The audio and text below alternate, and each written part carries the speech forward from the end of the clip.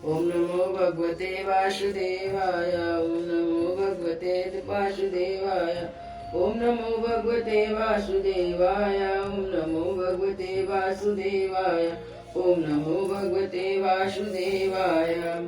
श्रीमद् भागवत महापुराण महत आदि भिन्न भिन्न तत्वों की उत्पत्ति का वर्णन। श्री कपिल देव ने कहा, माता जी, अब मैं तुम्हें प्रकृति आदि सब तत्वों के अलग अलग लक्षण बतलाता हूँ, जिन्हें जानकर मनुष्य प्रकृति के गुणों से मुक्त हो जाता है। आत्म दर्शन रूप ज्ञान ही पुरुष के मोक्ष का कारण है और वही उसकी अहंकार रूप हृदय ग्रंथि का छेदन करने वाला है, ऐसा पंडित जन कहते हैं। उस ज्ञान को मैं तुम्हारे आगे वर्णन करता हूँ। यह सारा जगत इससे व्याप्त होकर प्रकाशित होता है। वह आत्मा ही पुरुष है। वह अनादि निर्गुण प्रकृति से परे अनंत कारण में स्फुरित होने वाला स्वयं प्रकाश है। उस सर्वव्यापक पुरुष ने अपने पास लीला विलास पूर्वक आयु अव्यक्त और त्रिगुणात्मक वैष्णवी माया को स्वेच्छा से स्वीकार कर लिया। लीला परायण प्रकृति अपने तत्व आदि गुणों द्वारा उन्हीं के अनुरूप प्रजा की सृष्टि करने लगी। यह देख पुरुष ज्ञान को आच्छादित करने वाली उसकी आवरण शक्ति से मोहित हो गया, अपने स्वरूप को भूल गया। इस प्रकार अपने से भिन्न प्रकृति को ही अपना स्वरूप समझ लेने से पुरुष प्रकृति के गुणों द्वारा किए गए जाने वाले कर्मों में अपने को ही कर्ता मानने लगता है। इस कर्तु अभिमान से अकर्ता स्वाधीन साक्षी आनंद स्वरूप पुरुष को जन्म मृत्यु का बंधन एवं परतंत्रता की प्राप्ति होती है। कार्य रूप का शरीर, कारण रूप इंद्रिया और कर्ता रूप इंद्र अष्टादश देवताओं में पुरुष जो अपने पन का आरोप कर लेता है, उसे पंडित जन प्रकृति को ही कारण मानते हैं। वास्तव में प्रकृति से परे होकर भी जो प्रकृतिस्थ हो रहा है, उस पुरुष को सुख दुख के भोगनों के कारण मानते हैं। देवती ने कहा, पुरुषोत्तम, इस विश्व के स्थूल सूक्ष्म कार किसके स्वरूप है और जो इसके कारण है, उन प्रकृति और पुरुष का लक्षण भी आप मुझे कहिए। श्री कपिल भगवान ने कहा, जो त्रिगुणात्मक अव्यक्त नित्य और कार्य कारण रूप है, यह स्वयं निर्विशेष होकर संपूर्ण विशेष धर्मों का आश्रय है, उस प्रधान नामक तत्व को प्रकृति कहते हैं। 5 महाभूत, 5 तन्मात्रा, 4 अंतकरण, 10 इंद्रिया, इन 24 तत्वों के समूह को विद्वान लोग प्रकृति का कार्य मानते हैं। पृथ्वी, जल, तेज, वायु और आकाश, ये 5 महाभूत हैं। गंध, रस, रूप, स्पर्श और शब्द, ये 5 तन्मात्र कहे गए हैं।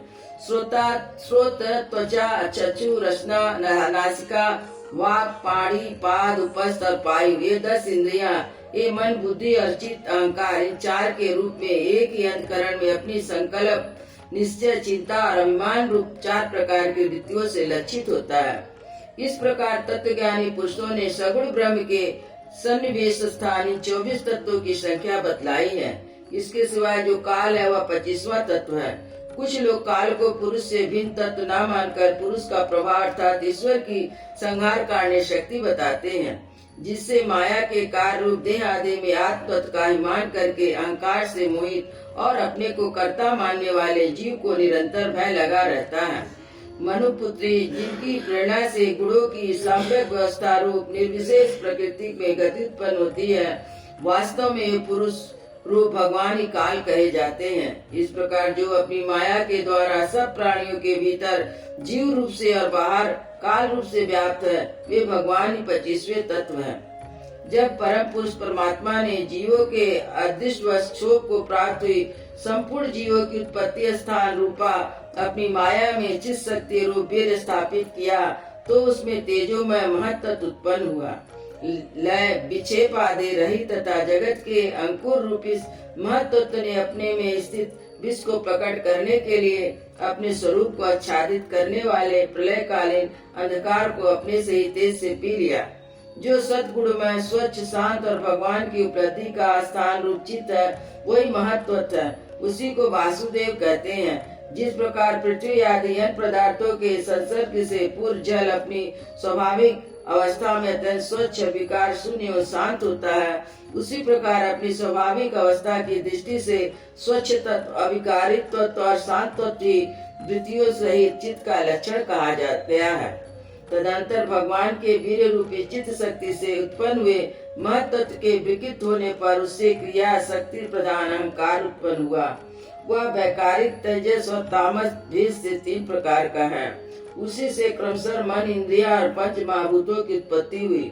इस भूत, इंद्रिया, मन रूप अहंकार को ही पंडित जैन साक्षात संकर्षक नामक सहस्त्र सिर वाले अनंत देव कहते हैं। इस अहंकार का देवता रूप से कर्तृत्व, इंद्रिय रूप से करणत्व और पंचभूत रूप से कार्यत्व लक्षण है। सत्वादि गुणों के संबंध से शांत तत्व, घोर तत्व और मूल तत्व भी इसी के लक्षण है। उपयुक्त 3 प्रकार के अहंकार में वैकारिक अहंकार के विकृत मनस्तत्व इंद्रियों के अधिष्ठाता अनिरुद्ध के नाम से प्रसिद्ध है। योगी जन शरत कालीन नील कमल के समान श्याम वर्ण वाले अनिरुद्ध जी की सैन्य मन को वशीभूत करके आराधना करते हैं। साध्वी फिर तेजस अंधकार में विकार होने पर उसे बहु बुद्धि तत्व उत्पन्न हुआ। वस्तु का स्फुरण रूप विज्ञान, नदियों के व्यापार में सहायक होना, पदार्थों का विशेष ज्ञान करना एक बुद्धि के कार्य है। वृत्ति के वेद से संशय, विपरीत ज्ञान, निश्चय, स्मृति, निद्रा भी बुद्धि के ही लक्षण है। यह बुद्धि तो अति प्रदुम है। इंद्रिया भी तेजस अहंकार का ही कार्य करती हैं। कर्म और इसके ज्ञान के विभाग, उनके कर्म इंद्रिया ज्ञानेंद्रियों के 2 भेद है। इनमें कर्म प्राण की शक्ति और ज्ञान बुद्धि की शक्ति। भगवान की चेतना शक्ति की प्रेरणा से तामस अंधकार से विकृत होने पर उसमें शब्द तन्मात्र का प्रादुर्भाव हुआ। शब्द तन्मात्र से आकाश तथा शब्द का ज्ञान कराने वाले श्रोत्रेंद्रिया उत्पन्न हुई, अर्थात प्रकाश का होना, ओट में खड़े हुए वक्ता का भी ज्ञान करा देना, आकाश से सूक्ष्म रूप होना विद्वान के मत में वही शब्द के लक्षण है। भूतों को अवकाश देना, सबके बाहर भीतर वर्तमान रहना, प्राण इंद्रिया मन का आश्रय होना, यह आकाश वृत्ति रूप का लक्षण है। फिर शब्द तन्मात्र के कार्य आकाश में काल गति से विकार होने पर स्पर्श तन्मात्रा हुआ और उससे वायु तथा स्पर्श ग्रहण करने वाली त्वगिंद्रिय त्वचा उत्पन्न हुई। कोमलता, कठोरता, शीतलता, उष्णता और वायु का सूक्ष्म रूप होना ये स्पर्श के लक्षण है। वृक्ष की शाखा आदि को हिलाना, तृण आदि को इकट्ठा करना, शरबत पहुँचना, गंध आदि युक्त द्रव्य को घ्राणादि इंद्रियों के पास तथा शब्दों को श्रोत्र इंद्रियों के पास ले जाना और समस्त इंद्रियों को कार्य शक्ति देना, ये वायु वृत्ति के लक्षण है। तदंतर देव की प्रेरणा से स्पर्श तन्मात्रा विशिष्ट वायु के विकृत होने पर उसमें रूप तन्मात्र हुआ तथा उससे तेज और रूप को उपलब्ध कराने वाले इन नेत्र इंद्रियों का प्रादुर्भाव हुआ। 7वीं वस्तु के आकार का बोध कराना, गौण होना, द्रव के अंग रूप से प्रतीत होना, द्रव जैसा आकार, प्रकार और परिमाण आदि हो उसी रूप में ऊपर लक्षित होना तथा तेज का स्वरूप भूत होना, ये सब रूप तन्मात्र की वृत्तियां हैं। चमकना, पकाना, शीत को दूर करना, सुखाना, भूख प्यास पैदा करना, उसकी निवृत्ति के लिए भोजन और जलपान कराना, ये तेज की वृत्तियां हैं। फिर दैव की प्रेरणा से रूप तन्मात्र में तेज के विकृत होने पर उसमें रस तन्मात्र हुआ और उसे जल तथा रस को ग्रहण कराने वाली रस इंद्रिया जिह्वा उत्पन्न हुई।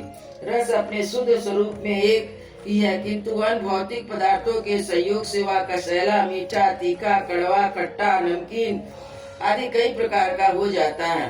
गीला करना, मिट्टी आदि को पिंडाकार बना देना, तृप्त करना, जीवित रखना, प्यास बुझाना, पदार्थों को मृदु कर देना, ताप की निवृत्ति करना, कूप आदि में से निकाल लिए जाने पर वह बार बार पुनः प्रकट होना, ये जल की प्रवृत्ति वृत्तियां हैं। इसके पश्चात देव प्रेरित रस स्वरूप जल के विकृत होने पर उससे गंध तन्मात्र हुआ, उसमें पृथ्वी तथा गंध को ग्रहण कराने वाली घ्राण इंद्रिया उत्पन्न हुई। गंध एक ही है, तथापि परस्पर मिले हुए द्रव्य भाव की न्यूनाधिकता से वह मिश्रित गंध, दुर्गंध, सुगंध, मृदु, तीव्र, खट्टा आदि एक प्रकार का हो जाता है। प्रतिमा आदि रूप में ब्रह्म की साकार भावना का आश्रय होना, जल आदि कारण तत्व बिन किसी दूसरे आश्रय की अपेक्षा किए बिना स्थित रहना, जल तथा अन्य पदार्थों को धारण करना, आकाश आदि का अवच्छेदक होना, घटाकाश, मठाकाश आदि वेदों को सिद्ध करना तथा परिणाम विशेष से संपूर्ण प्राणियों के स्त्री तत्व, पुरुष तत्व आदि गुणों को प्रकट करना, ये पृथ्वी के कार्य रूप लक्षण है। आकाश का विशेष गुण शब्द जिसका विषय है श्रोत इंद्रिया, वायु का विशेष गुण स्पर्श जिसका विषय है त्वग इंद्रिय है, तेज का विशेष गुण रूप इसका विषय है, या नेत इंद्रिया का जल का विशेष गुण रस इसका विषय है। रस इंद्रिया है वायु का विशेष गुण गंध जिसका विशेष है उसे घ्राण इंद्रिया कहते हैं। वायु आदि कारण तत्व में आकाश आदि कारण तत्व के रहने से उनके गुण भी अनुगत देखे जाते हैं। इसलिए समस्त महाभूतों के गुण शब्द स्पर्श रूप रस और गंध केवल पृथ्वी में ही पाए जाते हैं। जब महातत्व अहंकार पंचभूत सात तत्व परस्पर मिल न सके, पृथक पृथक रह गए, तब जगत के आदि कारण श्री नारायण ने काल अदृश्य और सत्वादि गुणों से सहित उसमें प्रवेश किया। फिर परमात्मा के प्रवेश से शुद्ध और आपस में मिले उन तत्वों में एक जड़ अंड उत्पन्न हुआ। इस अंड से एक विराट पुरुष की अभिव्यक्ति हुई। इस अंड का नाम विशेष उसी के अंतर्गत श्री हरि के स्वरूप भूत 14 भुवनों का विस्तार है। यह चारों ओर से क्रमशः एक दूसरे से 10 गुना जल, अग्नि, वायु, अहंकार और महत्व इन 6 आवरणों से घिरा हुआ है। इन सब के बाहर 7वां आवरण प्रकृति का है। कारण में जल में स्थित उस तेजोमय अंड से उठकर उस विराट पुरुष ने पुनः उसमें प्रवेश किया और फिर उसमें कई प्रकार के छिद्र किए। सबसे पहले उसमें मुख प्रकट हुआ जिसमें वाक इंद्रिया, इसके अंतर वाक का अधिष्ठाता अग्नि उत्पन्न हुआ। फिर नाक के छिद्र नथने प्रकट हुए जिसमें प्राण सहित घ्राण इंद्रिया उत्पन्न हुई। घ्राण के बाद उसका अधिष्ठाता वायु उत्पन्न हुआ। तत्पश्चात नेत्र गोलक प्रकट हुआ जिसमें चक्षु इंद्रिया प्रकट हुई और उसके अंतर्गत उसका अधिष्ठाता सूर्य उत्पन्न हुआ। फिर कानों के छिद्र प्रकट हुए, उनसे उनकी इंद्रियां श्रोत्र उनके अभिमानी देवता दिक देवता प्रकट हुए।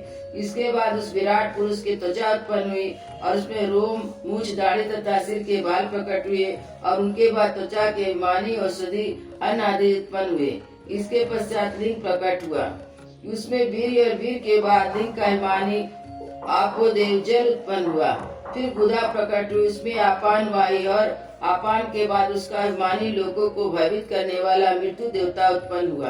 तदंतर हाथ प्रकट हुआ, उनमें बल के बाद हस्त इंद्रिया का अभिमानी इंद्र उत्पन्न हुआ।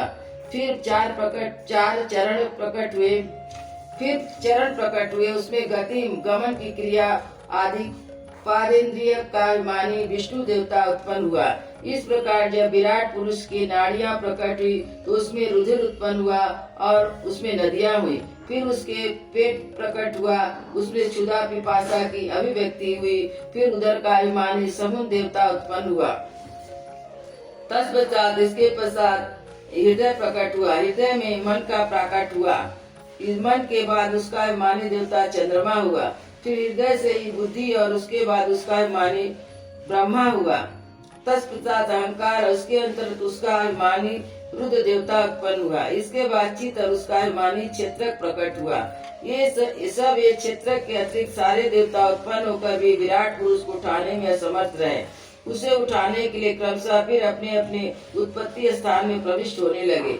अग्नि ने वाणी के साथ मुंह में प्रवेश किया परंतु इसे विराट पुरुष ना उठा। वायु ने घृणेन्द्रिय के साथ नासा छिद्रों में प्रवेश किया, फिर भी विराट पुरुष ना उठा। सूर्य ने चक्षु सहित नेत्रों में प्रवेश किया, तब भी विराट पुरुष ना उठा।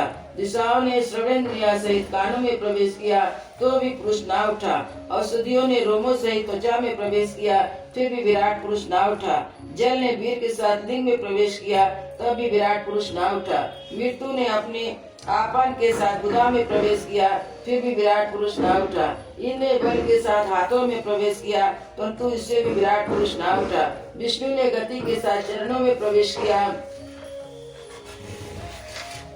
फिर भी विराट पुरुष ना उठा। नदियों ने रुधिर सहित नाड़ियों में प्रवेश किया, तब भी विराट पुरुष ना उठा। समुद्र ने क्षुधा पिपासा सहित उदर में प्रवेश किया, फिर भी विराट पुरुष ना उठा। चंद्रमा ने मन के सहित हृदय में प्रवेश किया, तो भी विराट पुरुष ना उठा। ब्रह्मा ने बुद्धि के सहित हृदय में प्रवेश किया, तब भी विराट पुरुष ना उठा। रुद्र ने अहंकार सहित उसे हृदय में प्रवेश किया तो भी विराट पुरुष ना उठा, किंतु जब चित्त के अधिष्ठाता क्षेत्रज्ञ ने चित्त को सहित हृदय में प्रवेश किया तो विराट पुरुष उसी समय जल से उठकर खड़ा हो गया। जिस प्रकार लोक में प्राण, इंद्रियां, मन, बुद्धि आदि वित्त के अधिष्ठाता क्षेत्रज्ञ की सहायता के बिना सोए हुए प्राणी को अपने बल से नहीं उठा सकते, उसी प्रकार विराट पुरुष को भी क्षेत्रज्ञ परमात्मा के बिना नहीं उठा सके। अतः भक्ति, वैराग और चित्त की एकाग्रता प्रकट करते हुए ज्ञान द्वारा उस आत्मस्वरूप क्षेत्रज्ञ को इस शरीर में स्थित जानकर उसका चिंतन करना चाहिए। वृंदावन बिहारी लाल की जय, अयोध्या श्री राम लला की जय, सद्गुरु महाराज की जय।